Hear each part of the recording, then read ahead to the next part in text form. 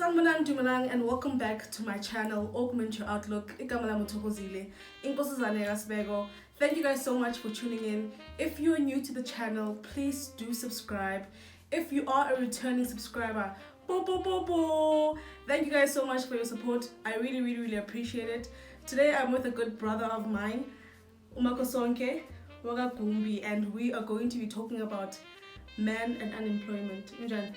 Ngiyaphila bafethu hayi lawo Makhosonke Gumbi olangatsha umntukazi ngicelile la usisi uThoko Sibeko ukuthi engizomncedisa ngale interview but si on hayi asiyeni bafethu. Okay, so emphakathini, right? Yes mama. Khona ama roles umfazi awudlalayo nama roles indoda ayidlalayo, right? So bona they've established that a role indoda is for them to produce capital, ukuthi bahambe bayophanda, yes, to be providers, yes, whereas the role of the woman is to reproduce, ukuthi azala ingane azigade ayinake yabo.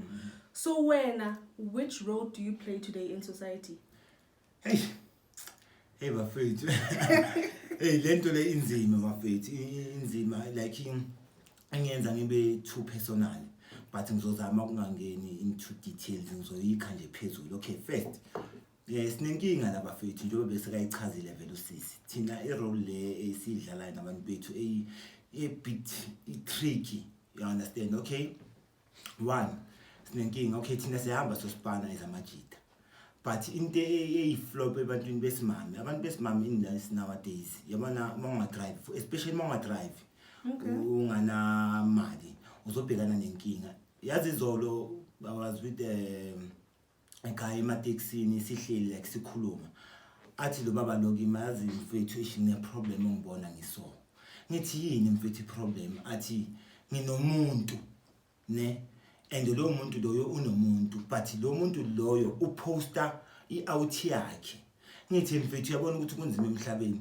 Ngithi okay manje ithini la out mayibo izibhekile ku WhatsApp status iyasho ukuthi yimi umuntu wami like akekho omunye umuntu. So bafethu kunzima kwamampela. So nami ngidlule lapho, I think namanje ngisihamba kuyo lo ndlela leyo. Angazi ukuthi ngayenziwa kanjani but nangoba ngihamba nosisi lana nayo uzothi ukuthi phaca kancane uyabona. But I so wish bafethu ukuthi sibe ne honest nama conversation kubantu, like umconfessele umuntu mongasamfuni, ungathi ngoba wena awuthandana nomuntu ongasebenzi okana moto bese ufuna ukumdlala. No, must be honest, kube right empilweni because first khona ukugula kusasa kuba nezinto ukuthi thina abafana sihlukumeza bomama. Why long ukuzobona ukuthi ubaba uhlukumeza kangakanani umuntu wesimame.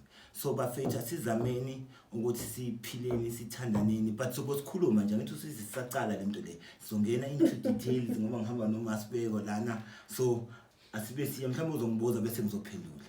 Okay. So the role of a man is for them to reproduce capital, for them to be providers, for them to be the head of the household, for them to be the breadwinners, right? So now what happens in a situation where there is a man, he has children, but he doesn't have money, he doesn't work? Do homes welcome people who do not work into the household? Ingaza nje indoda ithi ufuna uvakashela abantwana, whereas I'm uphuma le mphako, like I contribution anyway, but yet ifuna ukumupha uthando, ifuna ukumnaka, ifuna ukudlala nengane. Okay, sengiphendule le. Yazi ngeke ungene bhuti. Ngibuya kuyo mina ngizokhuluma ngento ngibuya kuyo. Angizontshela bafethu mina ngiyangathandana nentombazane. Sithandana kumnandi mfethu. Yazi izinto zihamba kahle ngamimithisa lo ntombazane. By that time bengakasebenzi ngakabi ne capital. Kwafika omunye umfana kukhabo le ntombazane. Mina bengikhishwa iwindow lasendlini. Ukuthi ugogo waloyo mntana loya angangiboni. Meantime ngubaba womntwana mina ngalosikhathi lesi. Iyafika le ndoda le. Bengene imini daylight inemali igrand, like ugogo makafuna ukudla imbhekela ngaclipanyana, you understand? So kunzima bafethu until ngaze ngabona ngathi yabona kubhlungu bafethu ukuthi uzoprovide uthando. Yazi yonke into akusimali bafethu, yes imali iyafunakala understand ama situation esibhekana nawo emakhaya yes umntwana ufuneka athengele amakhimbi umntwana ufuneke ayenziwane but the main thing la esifunayo uthando bafethu angazi noma muthini. Sure. I think it's hard because for me personally, I never grew or I was never raised by my dad. My dad didn't play any role in my life.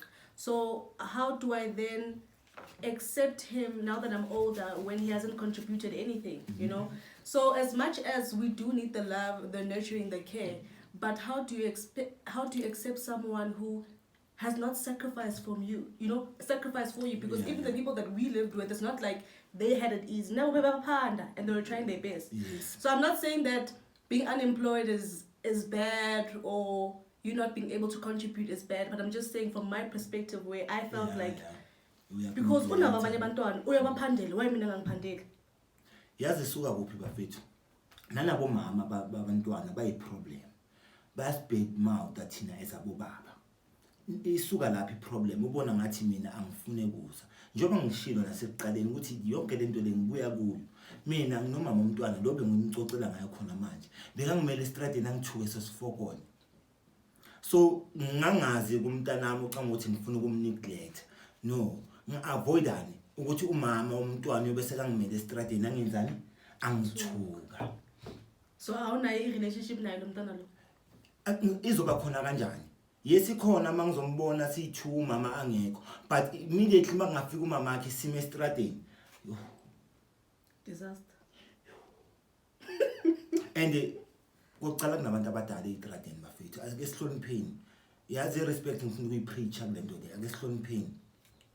Okay kunalento le masibuza sikhula bathi umama afuna ahloniphe ubaba no ayikho lento le iba ibhodi ngihloniphe but into engiyibonile ngizothi ku 80% abomama bahloniphi bafethu angifuni ukucambela amanga and bayenza ngathi yibo abayenza izinto zenzakala no thina sikhona bafethu singayenza izinto ukuthi kube mnandi endlini nabantwana abakhulu so lento le ayishilo sisi ukuthi ubaba bekangekho ngizama ukuyiphula ukuthi bekakhona spiritually you understand noma beyangizi ngemali athi nice is 200 or 300 mara spiritually ukhona because I think lapha anokulala khona uyasho ukuthi nginomntwana bambiza uThobo nginomntwana bambiza ngoMakhosonke ngiyabathanda yazi ukukhipha ukuthi ngiyakuthanda I think it means a lot now.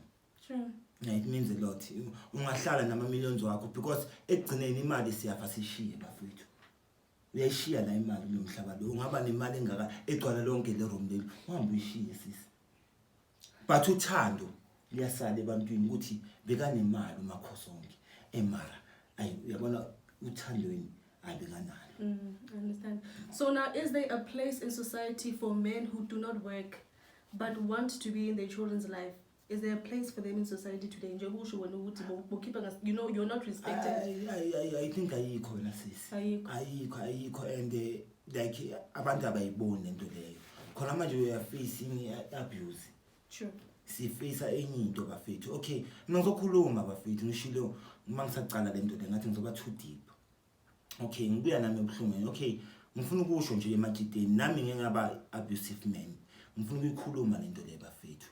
Yazi why angifuni ukuyenza ngathi mhlambe ngiyazifikela or ingale ndlela le mhlambe ku relationship yami esikhulisane ngakhona mina my sister you understand so ngicela ukuthi stopeni abuse bafethu if asisabone ngendlela eyi1 ngitshela ukuthi man baby asiyekele lento ne ungabo ukuthi mangibuza ukuthi mfethu usayifuna ukuyihamba le ndlela le ubongikhohlisa ukuthi yes. Why do you think the abuse was there in the first place? What triggered the abuse? What made you want to abuse a girl? Ngizothi ngizoyibeka kanjani sisi amhlambe ngizoyibeka ngale ndlela le ukuthi amhlambe ienga yokuthi yazi okwabona usebenzi first awusebenzi awunamoto okay nokuthola lezi 20 rand ungayithengi insipho yokugeza wena uthi I can rather give umama ukuthi athenge insipho yani yokugeza sacrifice yabona sacrifice bafethu thina amajida angifuni uqambela manga we do sacrifice ngithathe yami yokugcina even today mina for uthando lami ukuthi libe secure. Like ngiyenza ngayo yonke indlela ukuthi ngisacrifice. But doesn't mean ukuthi mangisacrifice afuna ngi-abuse abani umuntu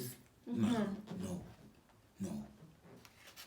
So angazi bafethu. So we see that when you are unemployed, because according to society, there are many definitions of masculinity. What defines a man?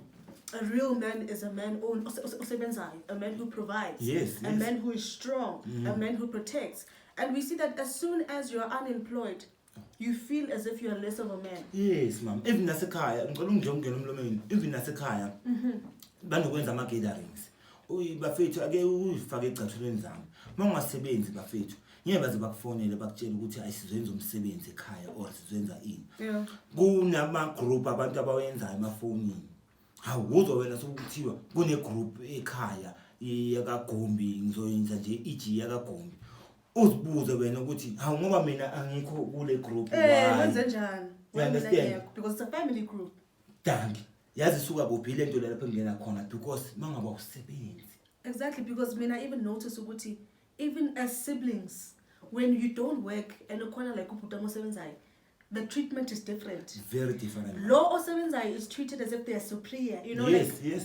Bona they will eat mutton, like there's a huge comparison even within the family when you are working and when you're not working. Injalo wena sisi uzobona ngizoyenza nje ijini. Iplate angithi uthi mina ngisebenza ngithi ngise-PT. Lo sebenzayo uzofika. Iplate yakhe bazomshanga 2 piece. Uzomshanga 2 piece. Uzokudla ngithi yena ngibuye emsebenzini. Mina ngeke ngibone. Mina ngizofika sengithiwa kudliwe papa namasi. Akuna nenyama. And uyayizwa inyama. Inyama mawungena endlini. You can feel ukuthi hayi man bekuphekiwe inyama la. But uzohlaba nje ngamasi ukuthi hayi na amasi mfana cini. And because sivele ulambile bafethu ufuna ukwadla amasi. So asigezizameni bafethu ukuthi sibe equal man mama. True. Yeah, gezizameni lesithandaze bafethu. Like ngibona izinto ezibhlungu ezenzakalayo izola benginababa abadala la eBharo. Bangitshela ukuthi there was a man okhathe intombazane. I know. Bengayazi lento leyo. Angifuni ngicambela ingihithile. Ukuthi okay ngathi umuntu makashonile nje ongamkhathanga athusa wathi mama uzomkhatha bafethu.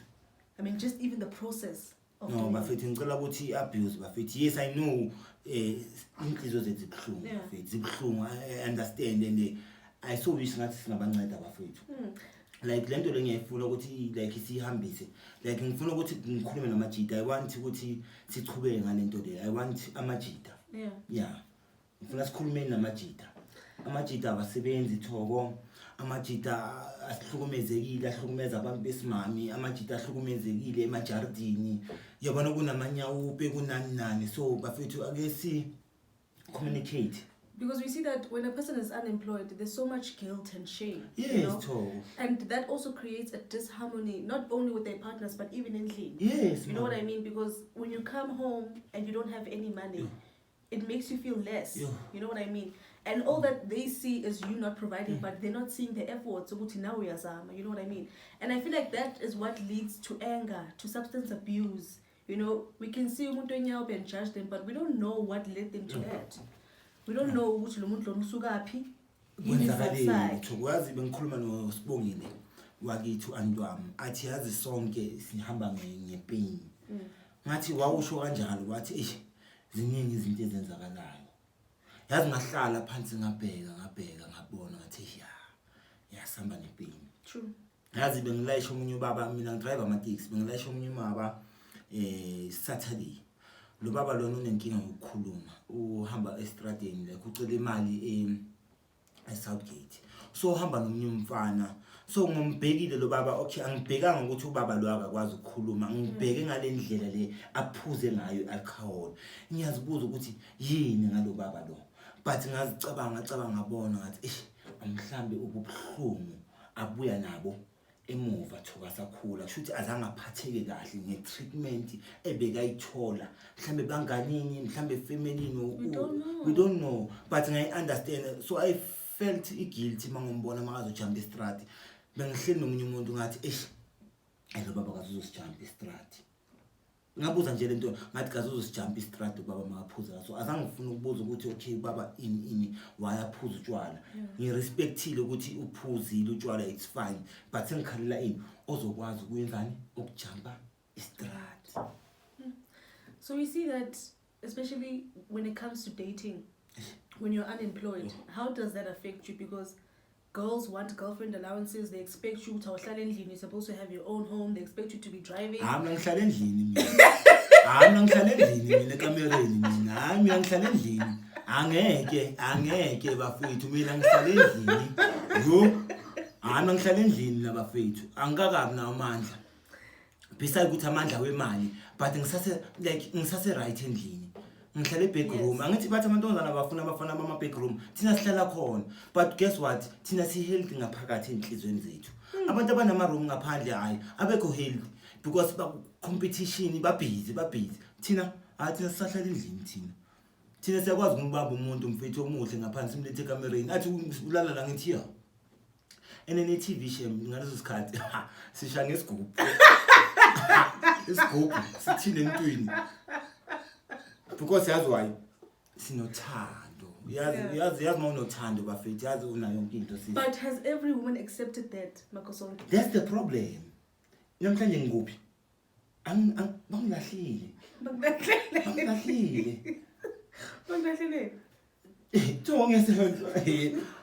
hey bafethu yazi ukuthi nje banye abantu bazobona ngathi like ngisho ofa ngabo but ngiyakhuluma in general. Hey bro, hey uzoguga la ngaphandle yayibona nempandla yebo yazi bafethu hey mangakhuluma ngeke sicede singakhuluma kuze kufike uJesu mangakuzofika uJesu bafethu kuyanyiwa mina sinokuhlala nabantu abashadile thokolo uliseyo mfethu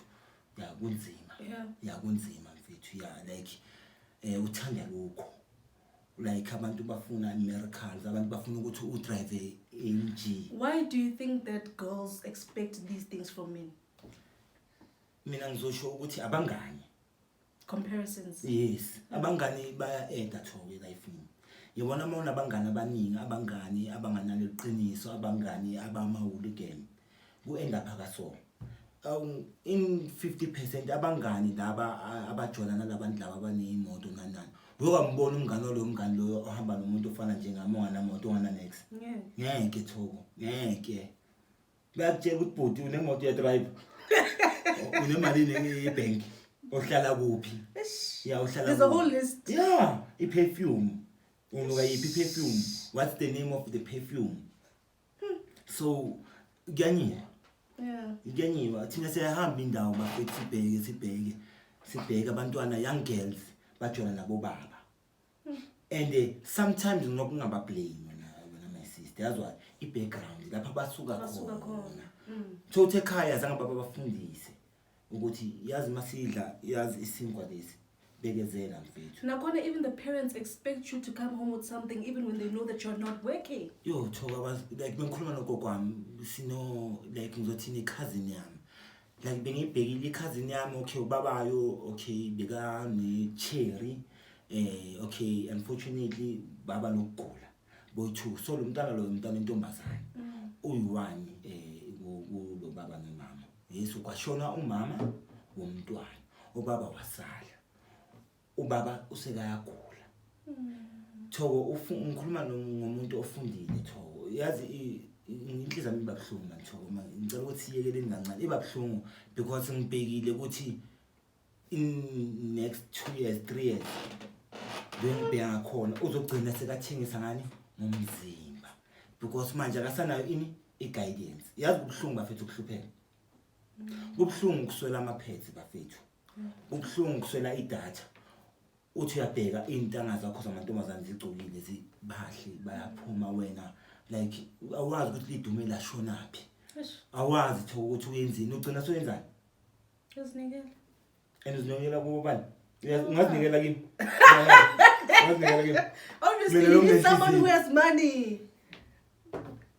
So kubi bafethu kubi angazi ukuthi ngathi la singavula ini manthoko like nisibizeni bafethu ukuzame uyazi ukuhlala nje kube nothando yazi siza ukuthola nempahla give abantu especially amantombazane Thoko amantombazane we have to ukuthi lamampela angasi ngahlala nabo phansi nabo baba hey bafethu ngobaba nani ngiyafuna isession yini like ngifuna ukuthi khona manje bheka ama TV ayikho isession ukuthi nathi as abobaba sike sizokhuluma Thoko ukuthi how do we feel exactly, because people say indoda must work, indoda must do this, but when you are unemployed, what goes through your mind? Because indoda imela ngekhaya khona manje abekha bofelana because zikhona lezi zinto lezi because that's why abekha abantu abakhuluma nabo baba they just abathi ababa ba abuse kanti if bekuna something lesiyenza khona manje ukuthi sibe khona i channel yabo baba strictly yabo baba ukuthi uzani bafethu let's share my ideas let's share my ideas kwenzakalani what happened silungisa kanjani going forward sifuna ini but siyahlala the minute ngihlala be rest assured the minute ngihlala ngingasebenzi obo wena ungijolela ngicina ngenzani ngithi ngizomtshengisa uthoko ngizomtshengisa and uzokuhlumeza be rest assured ngizokuhlumeza because ngithande from day one so uzoba nabangani angithi ubona abanye abantu ngaphandle labo bongababoni so uzogcina wenzani ngumjikela sekungena ini abuse because not only do we see that men have power over women based on the power of production, but they also have power over other men because men are supposedly supposed to be heterosexual. As soon as a man is homosexual, as soon as he's gay, he's not considered to be man enough. You know, he's considered to be feminine, you know. So we also see that not only do men abuse women, but they also abuse other men who are seemingly not men enough. Yes, Thoko, yes. Kufana namagama lawa, yazi ukuthi uzotshela umfana ukuthi useless. Let me stopeni bo mama, istopeni, ngempela istopeni into leyo. Yes, ngaba useless, it's fine. But ungangitsheli. Wakha esinye isilonda esinzima engizokuhlukumeza ngaso for isikhathi eside. Because by the time ngiyophanda mina le yabona lesinto lesi, do you see this? Ngiyasiphanda lesinto lesi ukuthi kulale clean. Bezothi kimi useless. Ngazi ukuthi you know ngisithole kanjani kanjani and what if lapho bengihamba khona bekunameva Thoko bengihlabela sure so ibhlungu lento le bafethu we like sibhekane nenye into embi. Yeah, and the worst part is that mental health is only associated with women. Only women are allowed to be depressed, only women are allowed to cry. Yes. But we also see that a lot of men are committing suicide because there isn't a place that allows them to be vulnerable, that allows them to showcase how these things really affect them. Ngiyayithanda lento leyo. Ake sibhekene izindlu zonke. Zonke izindlu. Basekhona bobaba balezi ndlu. Sure. Majority of them are not there. Yazi why? Because of depression to abayithola endlini. Kufuneka ukudla. Kufuneka impahla. Kufuneka ugesi Thoko. School fees. Kufuneka school fees Thoko. Abantwana kufuneka baye ezikoleni eziphakeme. Transport Thoko. Ugcina enzani Thoko? Ayike ziphatha depression. Yaphatha Thoko. It's too much for wena. Khona manje babuhleli lana ufundana namaphepha. Siyafaka nami ngiyayifaka iCV Thoko. But asithole next. Asithole next mfethu. Siyafona bathi ayisizobuye sikufonele and first bafethu ukufaka iCV imali bafethu. I5 pages ngiyacanga ukuthi 50 rand manje. I'm telling you Thoko.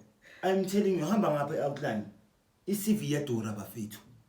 And ngibongeza neCV anginamali angisebenzi. Ngizophanda iCV A1 ngiyifaka. Ngizoyithola phe. So kunzima. It's very hard bafethu. Okay, so what advice as we close, right? So what advice can you give to men out there who are unemployed, who are feeling as if they're not men enough? Angeke ngibaphi advice Thoko. Why? Ngifuna ukuthi sikhulume nabo kuqala. Okay. Ngifuna like sibonisane nabo. Basitshela ngeke ngibatshele advice because angazi ubuhlungu babo Thoko. That's true. Angazi so ngifuna ukuthi bafike sikhulume Thoko. Wonke umuntu wonke umfana like I want especially abafana bonke young boys old boys abobaba abamizi si share nabo. Yes we young asazi next okungale but I think if singashare something wena Thoko singayenza I different ku baba ukuthi bangabuse abomama. True. Yes ma'am. All right. Thank you guys so much for tuning in. I really, really appreciate your support. If you haven't subscribed yet, please do subscribe to the channel. Until next time, thank you so much, Makhosonke. I really, really appreciate you for being vulnerable and honest. Thank you, guys.